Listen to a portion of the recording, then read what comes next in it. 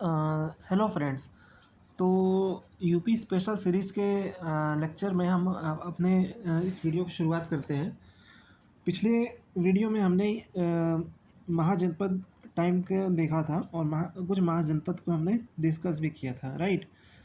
तो उसी चीज़ को हम आगे बढ़ाते हुए अपने वीडियो की शुरुआत करते हैं। तो द जनपद of Kashi was situated on the precincts of present day Varanasi, right. तो जो काशी महाजनपद था, ये काशी जनपद था, वो आज के वाराणसी शहर में जो है वो विद्यमान था। In ancient time it was renowned for learning, prosperity, architecture and trade. प्राचीन काल में ये अध्ययन के लिए, अपनी संपन्नता के लिए, अपनी जो आर्किटेक्चर है और अपने व्यापार के लिए काफ़ी ज़्यादा मशहूर था। During the period of Brahmadatta reign, Kashi fought many wars with its neighbour Kosala, with Kosala finally prevailing. ठीक है। तो ब्रह्मदत्त के टाइम में क्या होता है कि काशी जो है बहुत सारे युद्धों में उलझता है, जो कि इसका जो नेबरिंग जनपद रहता है कोसल, और उस युद्ध में क्या होता है कि कोसल जो है फाइनली जीत जाता है। ठीक है। कुरु जनपद was situated in present day Meerut, Hastinapur and Delhi regions, right. Its capital was Indraprasth. Compared to the later Vedic period, its glory had much decline in the period that followed. But the Jatak story of Buddhism mention Kuru Dharma many times, right. तो कह रहा है कि कुरु जनपद जो था वो आज के मेरठ और दिल्ली क्षेत्र में विद्यमान था, और इस इसे हस्तिनापुर में, मेरठ में एक जगह है हस्तिनापुर, तो वहीं पे ये कुरु जनपद रहता था। इसकी राजधानी इंद्रप्रस्थ थी। और उत्तर वैदिक काल के मुकाबले इस समय तक आते आते, जनपद काल में आते आते, इसकी जो ख्याति थी वो काफ़ी ज़्यादा गिर गई थी।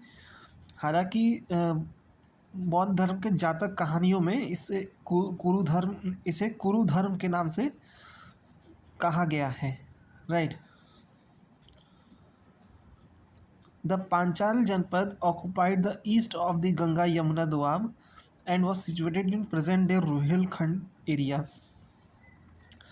जो पांचाल क्षेत्र था वो आपका गंगा यमुना दोआब में विद्यमान था, और ये बेसिकली आपका रुहेलखंड क्षेत्र में विस्तारित था। पांचाल जनपद दो हिस्सों में बटा था। पहला था नॉर्थ पांचाल यानी उत्तर पांचाल, जिसकी राजधानी अहिछत्र थी, या जो कि आजकल बरेली क्षेत्र में पाया जाता है, बरेली रीजन में। और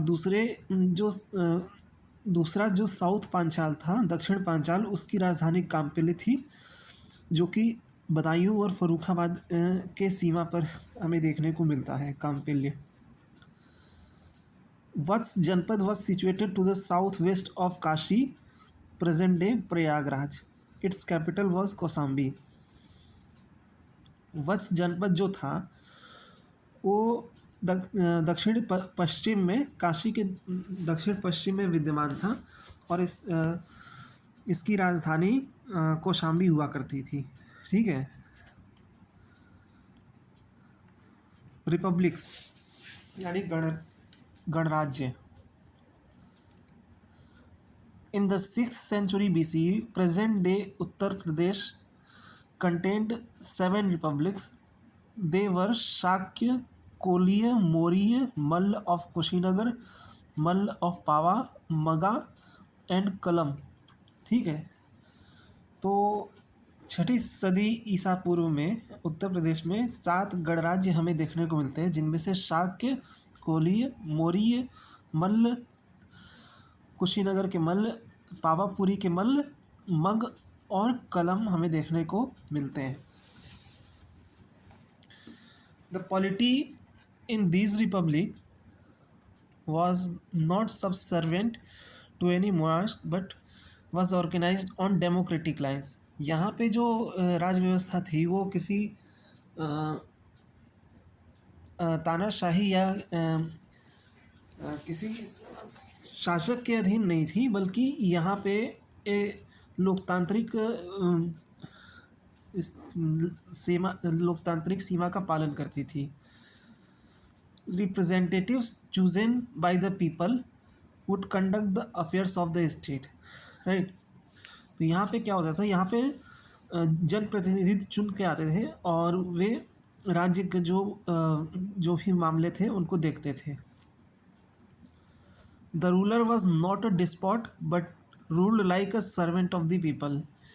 यहाँ पे जो राजा होते थे या शासक होते थे वो कोई तानाशाह नहीं होते थे, बल्कि जनता के सेवक होते थे। Most of these republics were situated in the foot hills of Himalayas. इनमें से ज़्यादातर जो गणराज्य थे वो हिमालय के तराई क्षेत्र में हमें देखने को मिलते हैं। According to work of Buddhist literature mainly the Jataka, the ruler of this republic would be chosen directly by the people. ठीक है, बुद्धिस्ट जातक कथाओं के हिसाब से अगर बात करें तो यहाँ पे जो शासक वर्ग होता था गणराज्यों का, वो जनता द्वारा सीधे चुना जाता था। On account of being elected unanimously he was known as Mahasammata. जब निर्विरोध रूप से उसे चुना जाता था तो उसे महासमात कहा जाता था। The organisation elected by the people was called parishad. जो संगठन लोगों द्वारा चुन के आता था उसे परिषद कहा जाता था। And the structure that house it was known as Sansthagar, और उस सभा को संस्थागार कहा जाता था। Assembly of prominent member of this Parishad was referred to as Ashtakulakas. ठीक है, इस परिषद को अष्टकुलक के नाम से कहा जाता था। Its member would be chieftain of prominent clans. ठीक है, इसके जो सदस्य होते थे वो प्रमुख राजवंश प्रमुख कुलों के मुखिया होते थे। All decisions of the administrations would be adopted by the consensus in the assembly. सभी जो निर्णय होते थे वो सहमति से यहाँ पे सभा में लिए जाते थे। If consensus could not be reached the issue was put to vote. और अगर किसी मुद्दे पे सहमति नहीं बन पाती थी तो उस पर मतदान हो जाता था। ठीक है, यहाँ पे कुछ गणराज्यों के नाम दिए गए हैं और ये उनके करेंट लोकेशन दिए गए हैं। जैसे शाक्य और कपिल वस्तु, ये आपका सिद्धार्थनगर डिस्ट्रिक्ट में पड़ता है। कोलिय ऑफ रामग्राम, ये आपका गोरखपुर में पड़ता है। मौर्य ऑफ पिपलीवन, ये भी आपका गोरखपुर में ही पड़ता है। मल्ल ऑफ कुशीनगर, ये आपका कुशीनगर क्षेत्र में पड़ता है। मल्ल ऑफ पावा, ये फाजिल नगर में पड़ता है। मगाज ऑफ समासुमारगिरी, ये मिर्ज़ापुर में पड़ता है। और कलाम ऑफ केशपुत्ता, ये गंगा यमुना क्षेत्र में पड़ता है। ठीक है, तो ये आपका रिपब्लिक स्टेट्स हो गए। अब हम बात करते हैं बुद्धिज़्म एंड यूपी, राइट। तो क्या होता है, बुद्धिज़्म और जैनिज़्म जो थे ये इनका रिलेशन यूपी से भी काफ़ी ज़्यादा रहा है ना। तो खासकर बौद्ध धर्म का प्रभाव यूपी में ज़्यादा रहा है। तो the 8 Mahajanapada of UP hold an important place in the spread of Buddhism and Jainism. ठीक है, तो यूपी के जो 8 महाजनपद थे वहाँ पे बौद्ध धर्म और जैन धर्म का एक गढ़ टाइप का था, राइट। यहाँ पे क्या होता है कि Buddha was a prince of this Shakya Republic.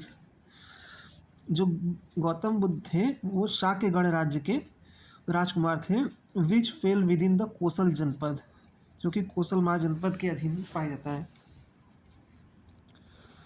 Shuddhodana the head of Shakyas was the father of Gautama Buddha. ठीक है। इनको जो है, इनके जो पिताजी थे, इनका नाम शुद्धोधन था और ये शाक्य गणराज्य के प्रमुख थे। The Shakya were branch of Ikshvaku of Kosala. Shakya जो थे बेसिकली कोसल के इक्ष्वाकु के एक शाखा ही थी। Prasenjit the reigning monarch of Kosala had entered into a matrimonial alliance with the Shakya dynasty. ठीक है। तो जो प्रसेनजीत राजा था कोसल का, वो शाक्यों के साथ एक वैवाहिक संबंधों में आ गया था और उसका जो बेटा था Vidu Vidudabha, born of that जियासन वॉज हिज सक्सेसर। ठीक है। तो उसका जो बेटा था विदुदाभा, वो यहीं से जन्म हुआ था। Buddha delivered most of his discourses in Shravasti. भगवान बुद्ध ने अपने जितने भी वचन थे, जो अपने जितने भी उपदेश थे, वो श्रावस्ती में उन्होंने ज़्यादातर दिए थे। और द कैपिटल ऑफ कोसल, जो कि कोसल राज्य की राजधानी थी। ही spent 4 months of year in Shravasti, और श्रावस्ती में वो लगभग साल भर के 4 महीने गुजारते थे। Here Buddha met and reformed Angulimal. यहाँ पे बुद्धा अंगुलीमल से मिले, उन्होंने सुधार दिए, जो कि एक खूंखार डाकू था, और उसे अपना शिष्य बना लिया। It was again in this city that a merchant by the name of Anant Pindak, जिसे सुदाका कहा जाता था, purchase a forest called Jetavan with gold coins and gifted the place to Buddha. यहाँ पे एक व्यापारी था जो कि जिसका नाम अनंतपिडक नाम था, सुदत जिसे कहा गया है बुद्धिस्ट साहित्यों में। उसने एक जंगल खरीदा जिसे जेतवन कहा जाता है, और उसे भगवान बुद्ध को गिफ्ट कर दिया। Vishakha the daughter of another merchant of Shravasti gifted vihara. ठीक है।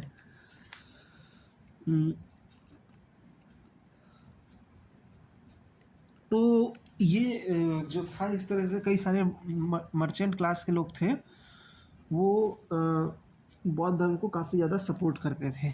जैसा कि आपने देखा कि इसमें यहाँ पे एक और व्यापारी की पुत्री विशाखा ने श्रावस्ती में बुद्ध को एक विहार गिफ्ट कर दिया। विहार बेसिकली एक ऐसा क्षेत्र होता था जहाँ पे लोग अपने बौद्ध धर्म को मानने वाले लोग अपने पूजा अर्चना करते थे। Excavation have revealed that the city of Shravasti was shaped like a क्रिस्केंट। Right. खनन से पता चलता है कि श्रावस्ती शहर जो था वो अर्धचंद्राकार था। The Kosala ruler Prasenjit was adherent devotee of Buddha. ठीक है। Prasenjit donated 2 viharas named Rajkaram and Mallakaram to the Buddhist Sangha in Shravasti. Shravasti के बौद्ध संघ में उसने 2 विहार, जो कि राजकरम और मल्लकरम, उसको गिफ्ट कर दिया था। The capital of was Kaushambi. Right. और इसका शासक था Udayan. Was another fervent devotee of Buddha, और ये भी बौद्ध धर्म को मानने वाला था। और इसने घोषित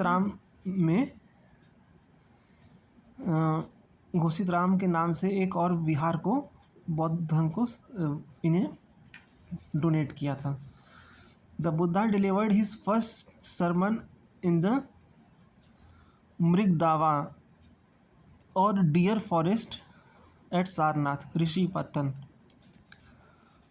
बुद्ध ने भगवान बुद्ध ने अपनी पहला जो उपदेश है वो ऋषिपतन जो कि सारनाथ में पाए है वहाँ पे उन्होंने दिया था। और यहाँ पे इस इवेंट को कहा जाता है धर्म चक्र प्रवर्तन और turning of the wheel. The Buddha delivered his first sermon to 5 Brahmins, boys whose name were कुंदिन्या, वप्या, भद्र, अश्वजीत और महानमा। ये कुछ 5 नाम थे जो बौद्ध लड़के थे जिनको उन्होंने ज्ञान दिया था। The Malla Republic is located in the district of present day Kushinagar and Deoria. The region included clans of Mallas. The republic had capitals of Kushinara और कुशीनगर। ठीक है, और इसकी राजधानी कुशीनगर थी और जो कि कुशीनगर में कसिया नाम के एक जगह पे कस्बे में हमें पड़ता है। और जो पावा था वो सथियानावा जो कि फाजिल नगर में पड़ता है। The Mahaparinirvan of the Buddha his passing from the world took place in the 4th century BC on the day of Vaishak Purnima at the age of 80। तो यहीं पे जो है गौतम बुद्ध का महापरिनिर्वाण हुआ था और यहीं पावापुरी में उन्होंने, तो एक तरह से देखा जाए तो बौद्ध धर्म के जो गुरु थे, मतलब एक तरह से भगवान थे जिन्हें माना जाता है गौतम बुद्ध, उनकी पूरी जीवन के महत्वपूर्ण जो चीज़ें हुई थी वो सभी यूपी में हुई थी। इनका जन्म यूपी में हुआ था, इनका पहला उपदेश यूपी में हुआ था और इनका मृत्यु भी यूपी में ही हुआ था। राइट। इसके बाद हम बात करते हैं जैनिज़्म की, यानी जैन मत की। तो the founder of Jain sect, its first Tirthankar Rishabh Dev was born in solar dynasty of or Suryavansh of Ayodhya. ठीक है, जैन मत के जो प्रथम तीर्थंकर थे जिनका नाम ऋषभ देव था वो अयोध्या के सूर्यवंशी राजवंश में हुआ था। According to Jain literature, Rishabhdev's eldest son Bharat became the great emperor, and it is through him that our country is also called Bharatvarsh. ठीक, जैन साहित्य के अनुसार ऐसा माना जाता है कि जो ऋषभदेव के जो सबसे बड़े बेटे थे भरत, वे बहुत ही महान सम्राट हुए और उन्हीं के नाम पे हमारे देश का नाम भारतवर्ष हुआ। There have been total of 24 Tirthankars in the Jain religion. No clear description is found from the 2nd to the 22nd तीर्थंकर। ठीक है, तो दूसरे से 22वें तीर्थंकर तक के बारे में हमें कुछ ज़्यादा कुछ खास पता नहीं है, ऐसा कुछ क्लियर डिस्क्रिप्शन हमें देखने को मिलता नहीं है। 23वें जो तीर्थंकर थे, द 23rd तीर्थंकर पार्श्वनाथ या पुरुषदानियम पार्श्वनाथ इन्हें कहा जाता है, was the son of king Ashvasena of the Nag dynasty of Kashi. जो 23वें तीर्थंकर थे पार्श्वनाथ, वो अश्वसेन जो कि काशी के नागवंश के प्रमुख थे उनके पुत्र थे। Parshvanath established 4 important vows of Jain religion, which are अहिंसा, non-violence, सत्य, ट्रूथ, आस्तेय, नॉन स्टेलिंग एंड अपरिग्रह यानी डिटैचमेंट। ठीक है, तो जैन धर्म के जो 4 प्रमुख स्तंभ थे उनको पार्श्वनाथ ने ही बनाया है, मतलब प्रतिपादित किया था। The adherent of Parshvanath are called Nirgranths. जो पार्श्वनाथ के जो शिष्य माने जाते हैं या जो भी टीचिंग्स मानी जाती हैं वो निर्ग्रंथ के नाम से जानी जाती हैं। That is not adhering to a book. Although the place and functioning of the last and the most prominent Tirthankar of Jain religion, Mahavir Swami, is Magad, the number of his followers were quite large in UP। ठीक है, ये बात सच है कि जो महावीर स्वामी का जो जन्म था वो मगध महाजनपद में था, जो कि बिहार में पड़ता है। ठीक है, लेकिन इनके बहुत सारे शिष्य जो थे वो यूपी से थे। महावीर और इसमें सबसे Mahavira include brahmacharya, chastity among the 5 great vows of Jainism. Jain धर्म में 5 पिलर, 5वां पिलर जो ऐड करने का श्रेय है, जिसे ब्रह्मचर्य कहा जाता है, उसे वो महावीर स्वामी को प्राप्त है। Mathura, Kashi, Kaushambi, Hastinapur, Shravasti, Ayodhya, Deogarh, Mahoba, Kakandi, Ratnagiri, Ronahi have been the most prominent center of Jainism in UP. ठीक है, तो ये पूरे जैनिज्म से रिलेटेड बता दिया था। फिर उसके बाद भागवत धर्म के बारे में और वैष्णव और शैव धर्म के बारे में हम अब नेक्स्ट वीडियो में डिस्कस करेंगे। ठीक है, तो आई होप आपको ये वीडियो पसंद आया होगा। मिलते हैं आपसे नेक्स्ट वीडियो में, तब तक के लिए गुड बाय। अपना ध्यान रखिएगा और इस वीडियो को लाइक और सब्सक्राइब ज़रूर करिएगा। ठीक, तब तक के लिए आपसे मिलते हैं, बाय।